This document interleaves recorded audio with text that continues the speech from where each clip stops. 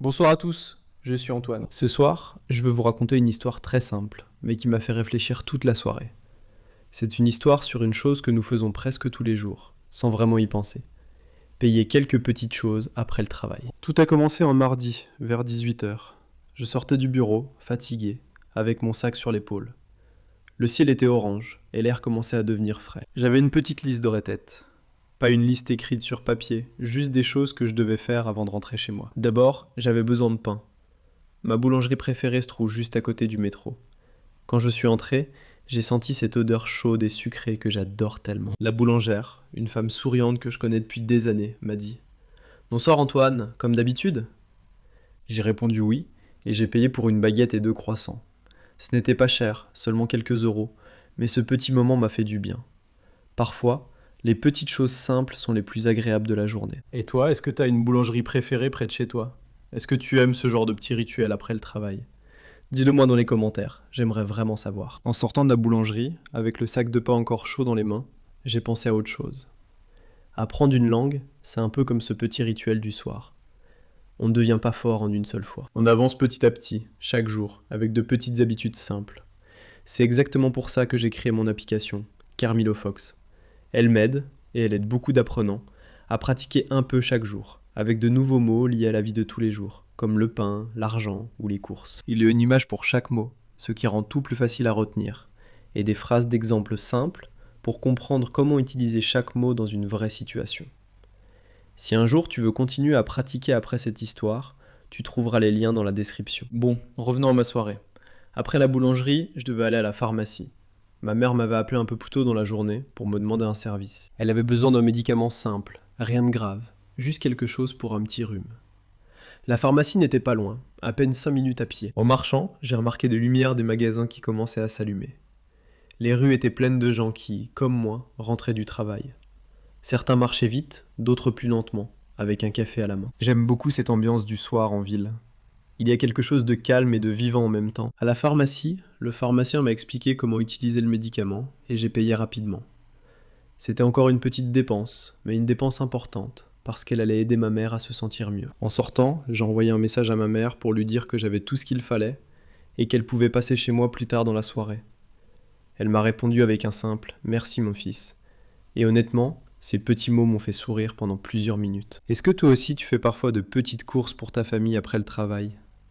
Je trouve que ce sont des moments qui semblent petits, mais qui en réalité comptent beaucoup dans une journée. Avant d'aller chez le fleuriste, j'ai eu envie de m'arrêter quelques minutes dans un petit café, juste pour boire quelque chose de chaud et me reposer un peu les jambes.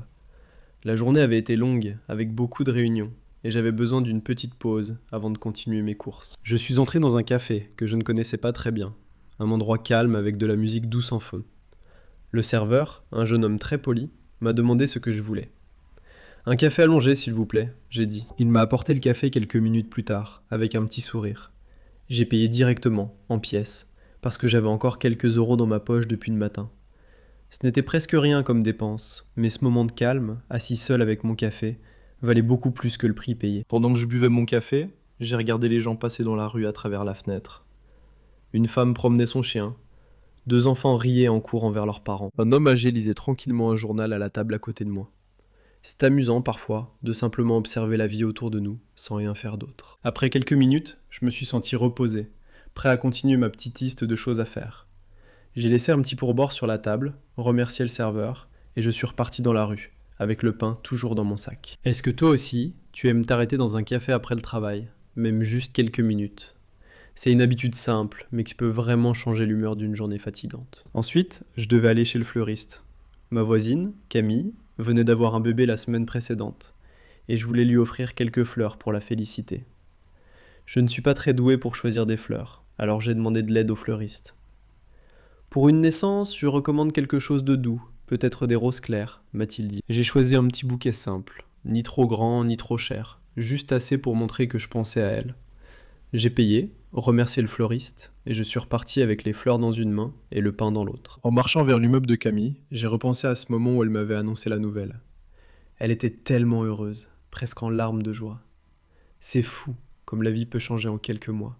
Un nouveau bébé, une nouvelle famille, un nouveau chapitre. Quand je suis arrivé chez elle, elle a ouvert la porte, fatiguée mais souriante, avec le bébé dans les bras.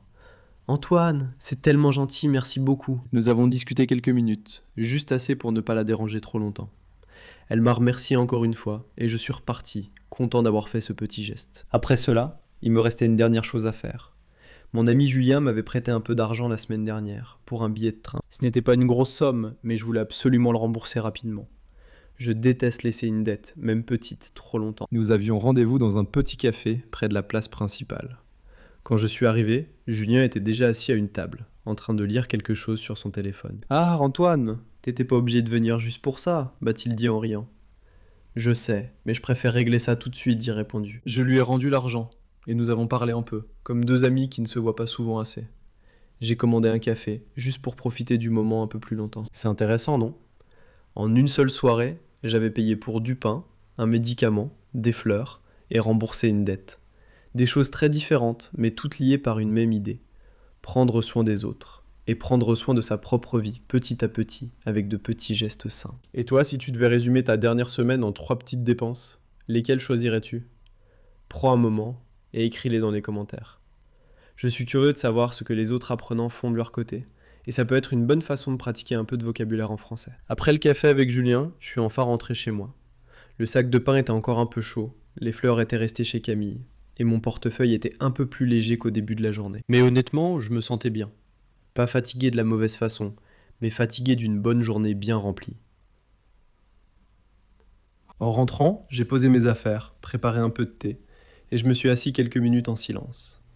Et j'ai repensé à toutes ces petites interactions. La boulangère, le pharmacien, le fleuriste, Camille, Julien.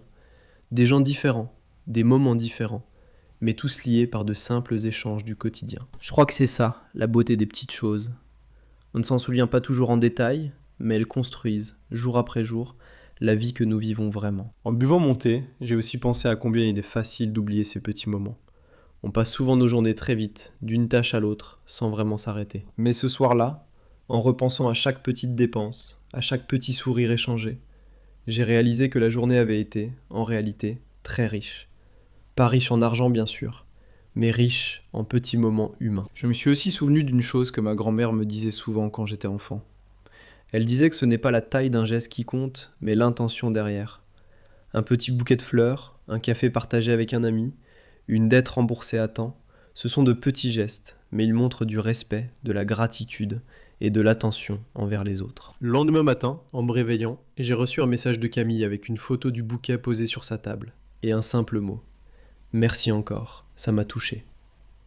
Ce petit message a suffi à me faire commencer la journée avec le sourire. Parfois, je pense que nous cherchons trop souvent de grands moments pour être heureux, alors que le bonheur se trouve souvent dans des choses très simples. Payer le pain du soir, aider sa mère, offrir des fleurs, partager un café avec un ami. Ce sont des moments que l'on peut vivre presque tous les jours, si on prend le temps de les remarquer. Si cette histoire t'a plu, n'hésite pas à laisser un commentaire pour me dire ce que tu penses, ou pour partager une expérience similaire de ta propre journée.